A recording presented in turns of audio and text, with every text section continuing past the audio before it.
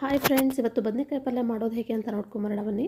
So ಮೊದಲಿಗೆ ನೀವು ಈರುಳ್ಳಿ ತೊಗೊಳ್ಳಿ, ಚೆನ್ನಾಗಿ ಚಾಪ್ ಮಾಡಿದ್ದು ಒಂದು ಈರುಳ್ಳಿ ಮತ್ತು ಬದನೆಕಾಯಿ 5 ಚಾಪ್ ಮಾಡಿಕೊಂಡು ನೀರಲ್ಲಿ ಹಾಕಿಟ್ಕೊಳ್ಳಿ. ಒಂದು ಚಿಟಿಕೆ ಇಂಗು ಮತ್ತು ಶೇಂಗದ ಪುಡಿ ಮತ್ತು ಅಚ್ಕಾರದ ಪುಡಿ, ಗರಂ ಮಸಾಲ ಪೌಡರು, ಎಣ್ಣೆ ಮತ್ತು ಸಾಲ್ಟ್ ಫಾರ್ ದ ಟೇಸ್ಟ್. ಈಗ ಮೊದಲಿಗೆ ಏನು ಮಾಡಿ, ಬಾಣಲೆಯಲ್ಲಿ ಶೇಂಗಾನ ಚೆನ್ನಾಗಿ ಹುರಿದಿಟ್ಕೊಳ್ಳಿ. ಹುರಿದಿದ್ದಾದಮೇಲೆ ಅದನ್ನು ಒಂದು ಪ್ಲೇಟಲ್ಲಿ ಹಾಕ್ಕೊಂಡು ಅದನ್ನು ಆರಲಿಕ್ಕೆ ಬಿಟ್ಬಿಡಿ. ನಂತರ ಆರಿದಾದಮೇಲೆ ಮಿಕ್ಸಿ ಜಾರಲ್ಲಿ ಹಾಕ್ಕೊಂಡ್ಬಿಟ್ಟು ಅದನ್ನು ಕೋರ್ಸಾಗಿ ಗ್ರೈಂಡ್ ಮಾಡ್ಕೊಳ್ಳಿ. ನೋಡಿ, ಈ ಥರ ಆಗಬೇಕದು.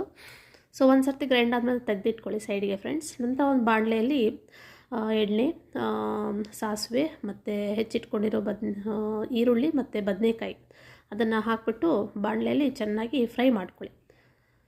ಸೊ ಒಂದು ಸರ್ತಿ ಚೆನ್ನಾಗಿ ಫ್ರೈ ಆದಮೇಲೆ ಎಲ್ಲ ಬದನೆಕಾಯಿ ಹಾಕ್ಕೊಂಡು ಫ್ರೈ ಮಾಡ್ಕೊಂಡಿದ್ದಾದಮೇಲೆ ನಂತರ ಅದ್ರ ಮೇಲೆ ಉಪ್ಪು, ದಟ್ ಈಸ್ ನಿಮಗೆ ಎಷ್ಟು ಉಪ್ಪಿಗೆ ರುಚಿಗೆ ಎಷ್ಟು ಬೇಕೋ ಅಷ್ಟು ಉಪ್ಪು ಹಾಕ್ಕೊಂಡು ಇನ್ನೊಂದು ಸರ್ತಿ ಚೆನ್ನಾಗಿ ಫ್ರೈ ಮಾಡ್ಕೊಳ್ಳಿ.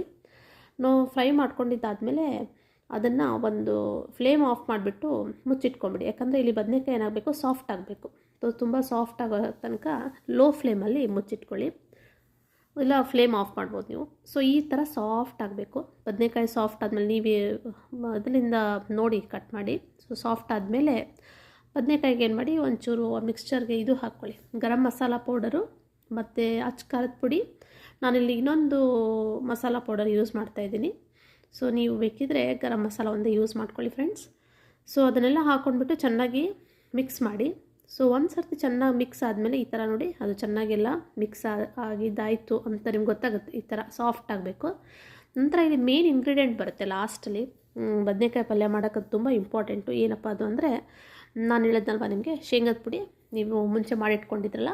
ಸೊ ಗ್ಯಾಸ್ ಫ್ಲೇಮ್ ಆಫ್ ಮಾಡಿಬಿಟ್ಟು ಮೇಲ್ಗಡೆ ಶೇಂಗದ ಪುಡಿನ ಹಾಕಿ ಈ ಥರ ಕಲಿಸ್ಕೊಂಬಿಡಿ. ಸೊ ನೋಡಿ, ಇಷ್ಟು ಚೆನ್ನಾಗಾಗುತ್ತೆ ನಿಮ್ಮ ಬದನೆಕಾಯಿ ಪಲ್ಯ. ಸೊ ನೀವು ಒಂದು ಸರ್ತಿ ಮಾಡಿಕೊಂಡು ನೋಡಿ ಫ್ರೆಂಡ್ಸ್, ಮನೇಲಿ ಟ್ರೈ ಮಾಡಿ ನೋಡಿ ನಿಮ್ಗೆ ಹೇಗೆ ಅನ್ನಿಸ್ತು. ಇದು ರೊಟ್ಟಿ ಜೊತೆ, ಚಪಾತಿ ಜೊತೆ ತುಂಬ ಚೆನ್ನಾಗಿ ಅನಿಸುತ್ತೆ ಮಾಡ್ಕೊಂಡು ತಿಂದರೆ. ನೋಡಿ, ಈ ಥರ ಆಗಿದೆ ಬದನೆಕಾಯಿ ಪಲ್ಯ.